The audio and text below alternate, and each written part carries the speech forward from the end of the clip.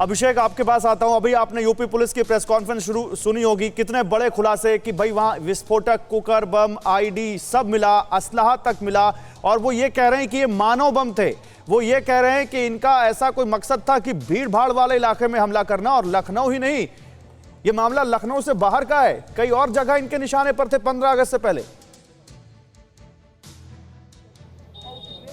देखिए, ये बात हमने गौरव आपसे पहले ही कही थी कि ये इनके जो टारगेट थे वो भीड़ भाड़ वाली जगह थी, कुछ खास इलाके थे जहां से पैनिक हो सके और जिसके चलते माहौल खराब हो सके। चूंकि इलेक्शन नज़दीक हैं तो दो बड़ी इंपॉर्टेंट चीज़ें हैं जो बातें हम लगातार कर रहे थे, उनकी पुष्टि की है एटीएस ने इस प्रेस कॉन्फ्रेंस में। पहली बात तो ये है कि इसको, इस जो घर है, इस घर को ही एक हेडक्वार्टर की तरह इस्तेमाल किया जा रहा था। और देखिए, यहाँ नूशी एम्पोरियम लिखा हुआ है, complete range of ladies item, एक तरह का डाइवर्जन है।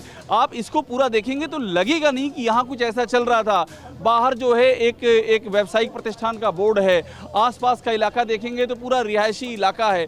तो यहाँ पर ऐसी कोई शक शुबे की गुंजाइश नहीं थी, इसीलिए यहीं पर वो जगह बनाई गई थी, यहीं पर इसको। और अभी देखिए यहाँ हलचल दिख रही है हमें, जो एटीएस के जवान अंदर थे वो अंदर से बाहर आते हुए दिखाई दे रहे हैं। तो कहानी यही है कि इसी जगह पर सारा कुछ कोऑर्डिनेट किया जा रहा था, इसीलिए सारी जो कड़ियां वो यहीं से जुड़ती हुई दिखाई दे रही हैं। गौरव, बिल्कुल। और यह भी बताया गया यूपी पुलिस की तरफ से कि अभी तलाश जारी है। मनीष, ये भी कहा गया कि जो संदिग्ध, दो संदिग्ध जो कुछ सामान लेने कुछ काम से बाहर गए थे, वो जो गोस्वामी साहब ने कहा कि इन लोगों ने हमें बताया, हम उनकी तलाश कर रहे हैं। यानी अभी यूपी पुलिस और एटीएस की रडार पर कुछ और संदिग्ध हैं।